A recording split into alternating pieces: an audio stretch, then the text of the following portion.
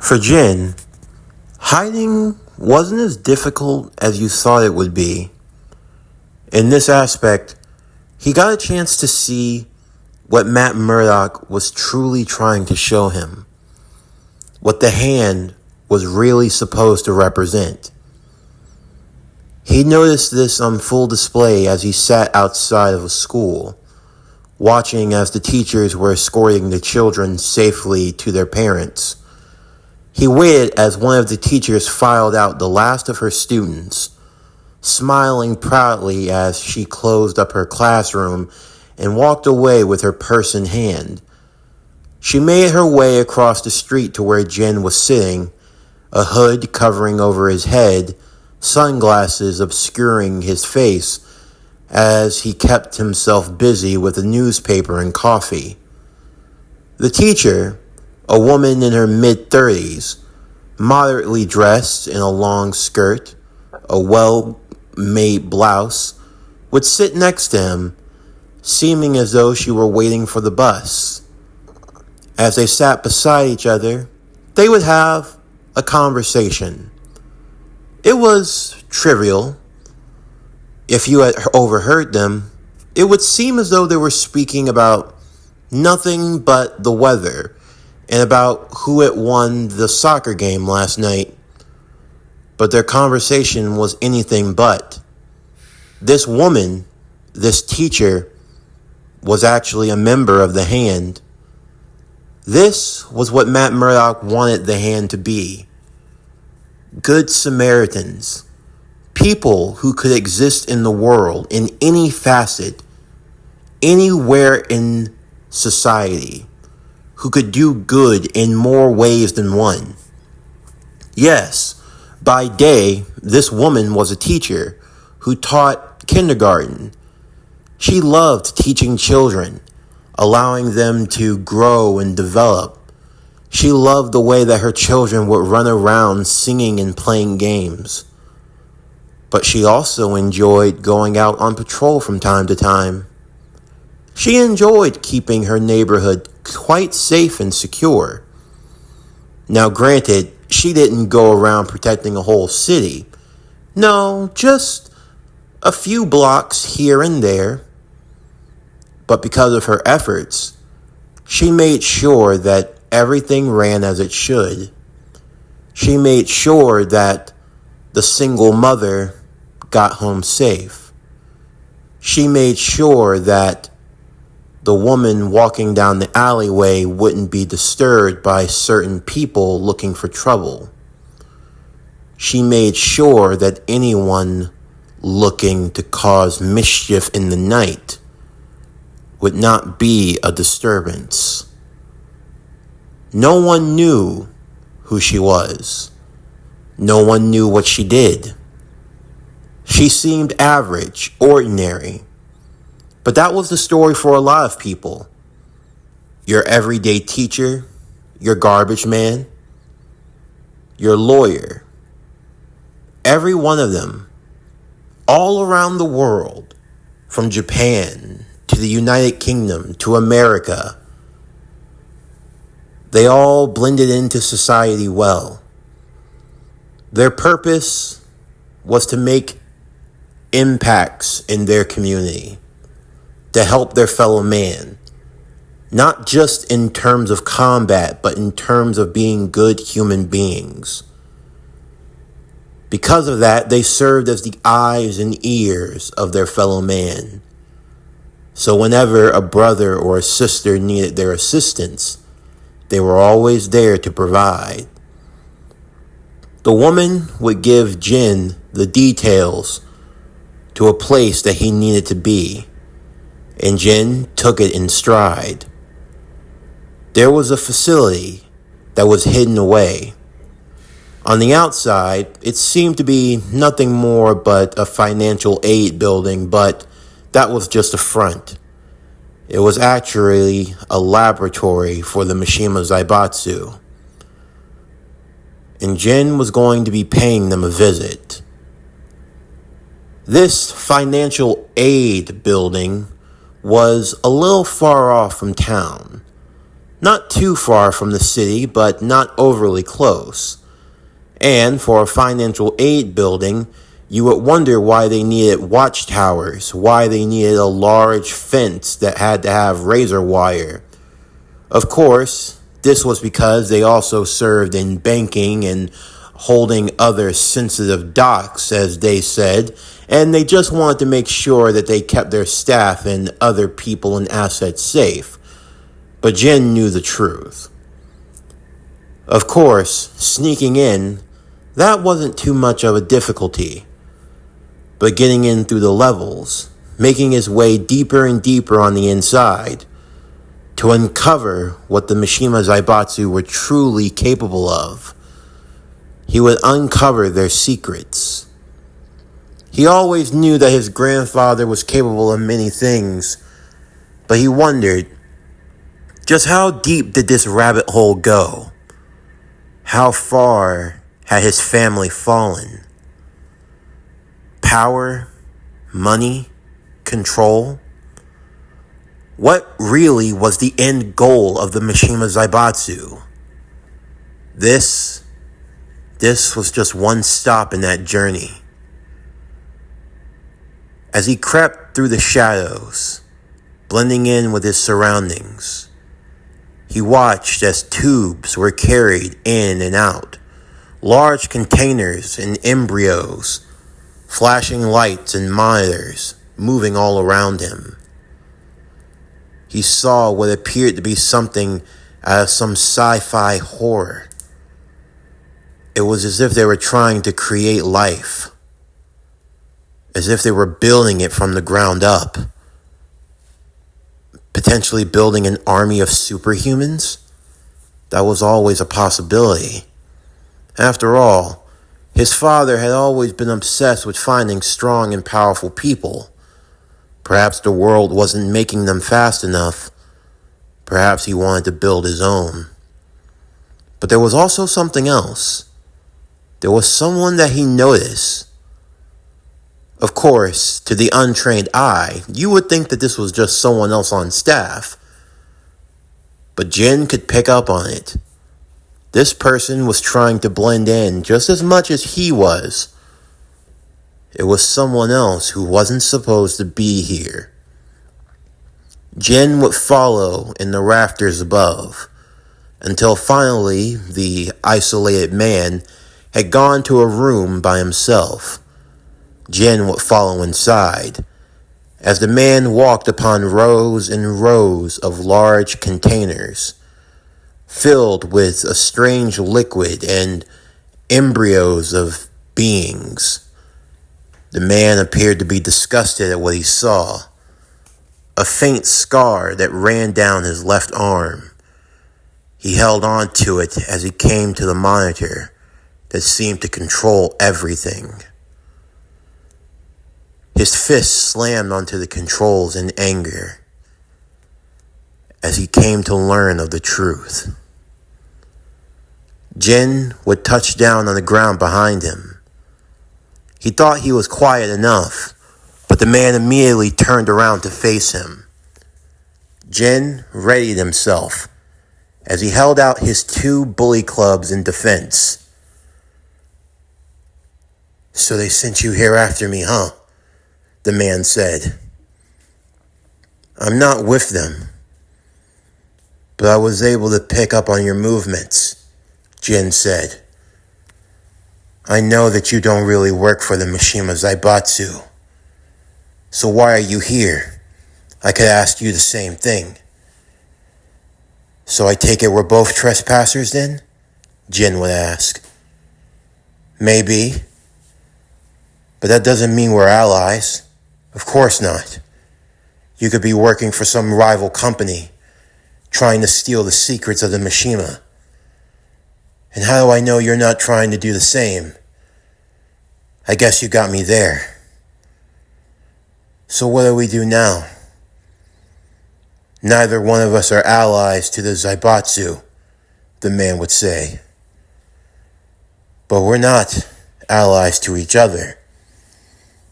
We could start fighting here if you like, but we'll just attract more attention and then we'll never escape." What's your name? Not like I could actually tell you. I figure you wouldn't dressed up like that. So what do you call yourself then? They refer to me as the Daredevil. The Daredevil? Although I guess the two D's would explain it. And you? I know who you are. Steve Fox. So you've heard of me. I've seen you compete. You're a boxer from the United Kingdom. Wow, I must be pretty famous if you know of me. More than you think. Why are you here? I came here for the truth. About this, Steve said, holding up his scarred arm. Do you know what this is? It's a part of my origin. This here is where I was born. Where you were born, Jin would ask. These beings, I was created here by the Zaibatsu, a test subject. That's all I am. So it's revenge. It's more than that. This place, everything, my whole life, it's all been changed because of them. I was just a tool that was made to be discarded. But quite frankly, I don't like to be forgotten like that. So you came all this way just to get some petty revenge then, Jen said. Don't act like you're not here for the same thing. After all, you can't be any more virtuous than I am, sneaking around dressed like that. You're not here under any authority, and you are? Well, not technically. So what are we going to do then, Daredevil? I just came here to get someone's attention, Jin said. That's all. I think I can help you with that, Steve said with a smile. What are you doing? Simple. We're going to sabotage this place to blow. I figured that'll give you the attention that you're looking for. Although, I gotta be honest, you're probably not going to like it very much. No, I am. I need to get the attention of the boss, the big guy, Heihachi. Up until now, it seems as though I've gone unnoticed, or he doesn't think much of me. So much so that he sent the Rugrats. But I need to keep going after him. I need to show him that this isn't a game, and that I'm not going to go away silently. You keep poking at the bear, and you're not going to like the result that comes from that. Heihachi is a powerful man, and he's not a man that's known for patience. And you're the one that's going after him as well. What do you think will happen when he finds out that you're involved? Oh, I'm counting on it. But I've got some powerful friends in some powerful places. Unless he thinks he's strong enough to fight against the whole United Empire, then I think he'll have to think twice before he makes his move. But unless you've got an entire country standing behind you, my friend, then you may have to think twice. I've got more than a country. I've got a family. Family's in short supply, Steve would say. I sure hope your family's strong enough. I assure you, we are. With that, Jen and Steve would rig for the warehouse to blow up. Causing the laboratory to self-destruct, they would make their way through the guards and force everyone to retreat. It didn't take long for Lars to receive word about what had happened. And the primary culprit? The Daredevil. Of course, for Heihachi, to hear that one of their genetics labs had been hit, and by the Daredevil no less, it had definitely been irritating. I thought I told you to handle this. And I am. But I didn't think that our assailant would be this bold. It's obvious what he's trying to do.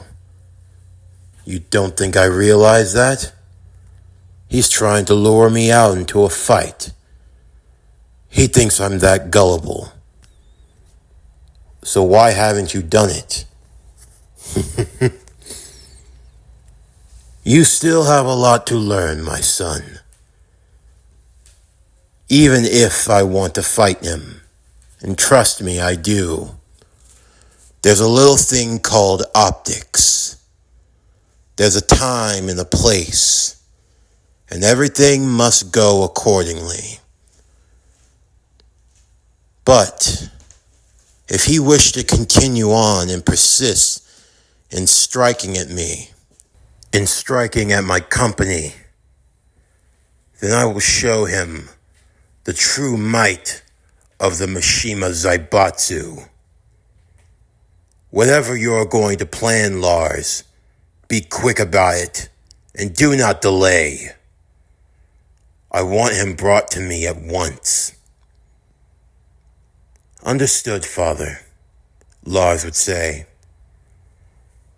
He would make the call to Brian Fury, who was now calling himself the Gladiator. It was time to move forward with their operations. And it was time to trap the devil. In the meantime, what was going on at Kuo Academy? Well, not much, according to one, that being Saji Genshiro. Of course, to all of you, you know Saji for a much different reason. Yes, Saji, a member of the House of Sea-Tree.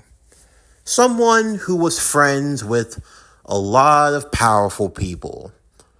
But you might be asking yourself, where are all these powerful people? We haven't seen them in a while.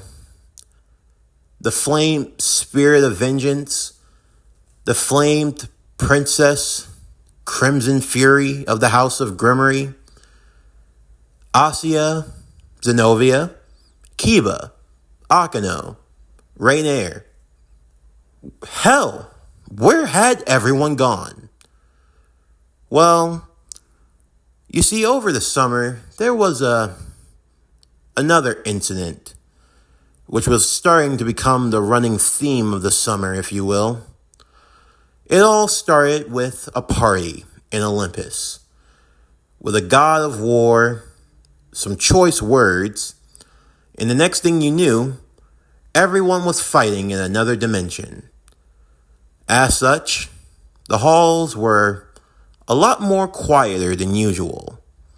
As for Sona, she and Tsubaki were gone on a trip to Europe to discuss some business dealings for the House of Sea-Tree.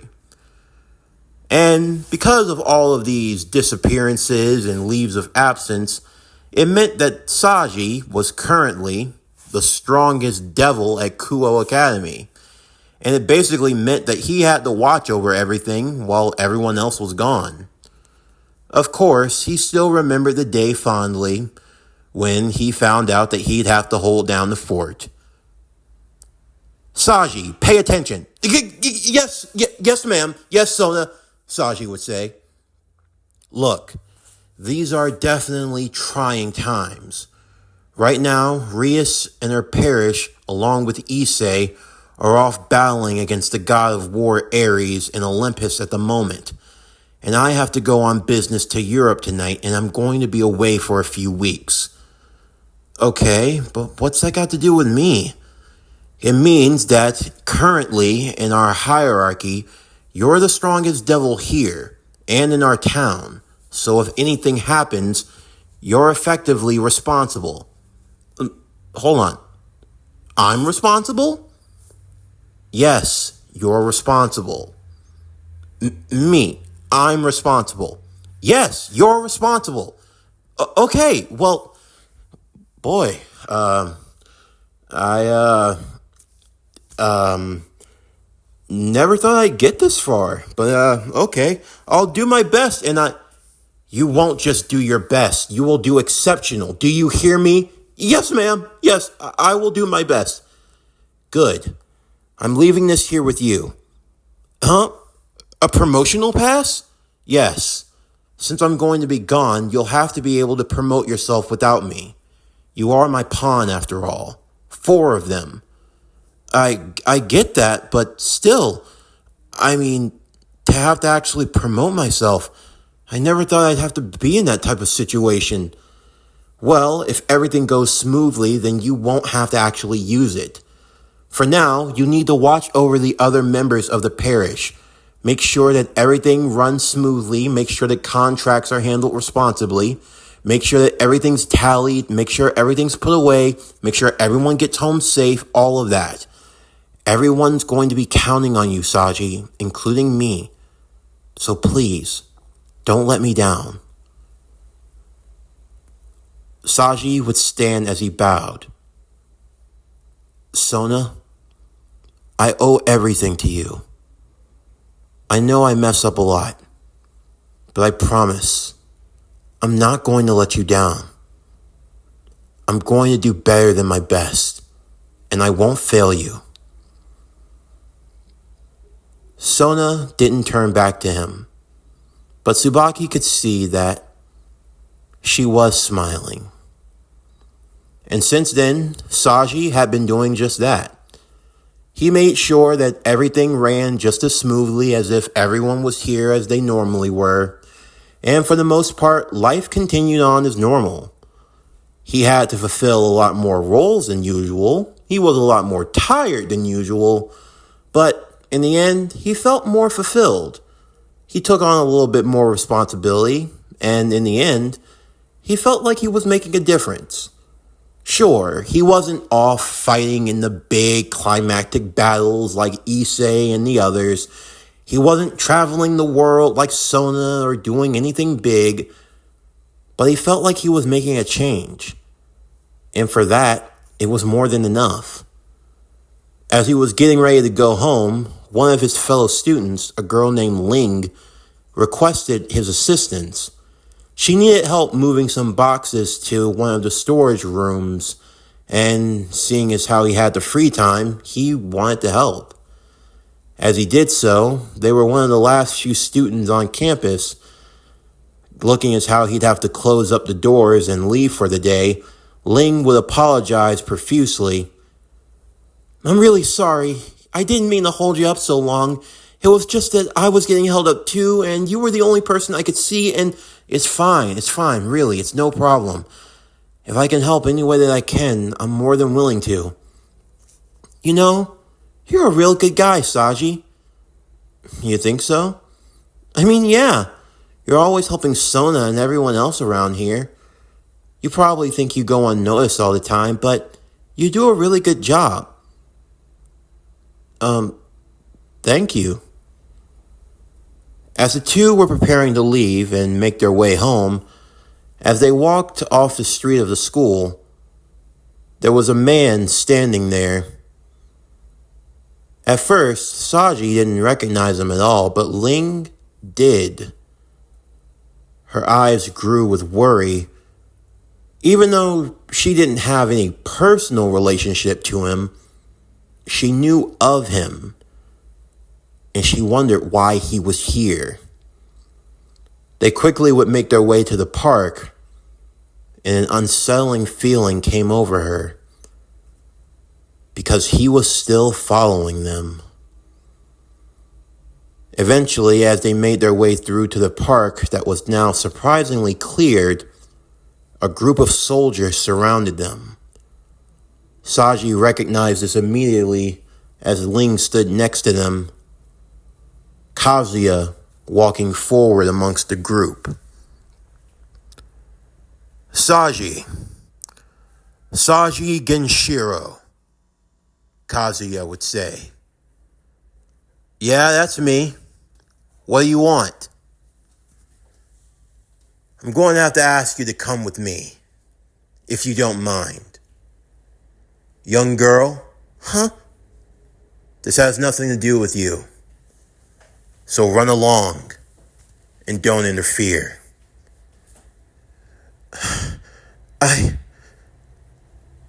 I know who you are, Ling would say. You're Jin's father, Kazuya Mishima. So you know me. What do you want with Saji? That's none of your business. And I won't ask again. Now I told you to leave. It's okay, Saji said to Ling. I'll be alright. I'm a big boy. Don't worry about me. Ling looked to Saji as Kazuya stared daggers at her. Nervously, she would run off. She wasn't sure of what to do. She wasn't sure of who to turn to in that moment. She knew she needed help, but from where? If there was someone, anyone, she cried out for help. In the meantime, Saji turned to Kazuya. Now that she's gone, we can get down to business. Yeah, is all this really necessary? I mean, you didn't have to intimidate her like that. This had nothing to do with her. No point in having an unnecessary casualty, now is there? I can't argue with that. But what do you want with me? I don't even know you. No, you don't know me. But I've been coming to learn a lot about you, Saji. And what do you think you know about me? I mean, unless you're keeping track on children. And, I mean, no offense, but that's a little suspicious, don't you think? I mean, certified lover boy, certified. Your parents, Kazuya would say. They died in an accident, did they not? How do you... And then your grandfather died shortly after. Yeah. And what of it? I also know that you have 2 younger siblings, do you not? What the hell do you want? I know that you were dissolute. I know that you had not a penny to your name. And yet, as if overnight your fortune suddenly changes, and not only does your fortune change, but you suddenly find yourself in the presence and servitude of a powerful girl. And not only that, but your body radiates an aura quite similar to mine. The aura of a devil. Saji would start to sweat. How did he know? His confirmation would be given as Kazuya would spread his wings.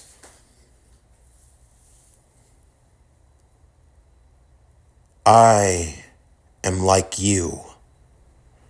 But unlike you, I was born this way. However, you know things that I do not. You understand things that I don't. So you're going to come with me. And you're going to tell me everything. And if I don't, Saji said,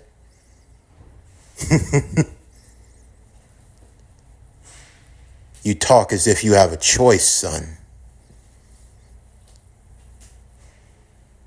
I'm not afraid of you.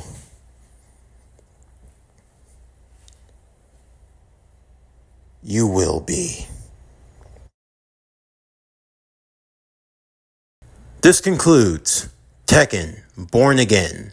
What if Jin Kazama was Daredevil? Season 1, Part 5. As always, if you enjoyed today's video and everything else that we have to offer, then please don't forget to like, comment, subscribe, share, and hit that bell for post notifications so you can stay up to date on everything that is PowerCore Productions and Podcastings that's to come out now and in the future. Stay tuned tomorrow as we continue with Tekken Born Again. What if Jin Kazama was Daredevil? Season 1, Part 6. But anyway, that's going to do it for the end of today's video. I'm Javon Harrington with PowerCore Productions and Podcastings, signing off, and I'll see you next time.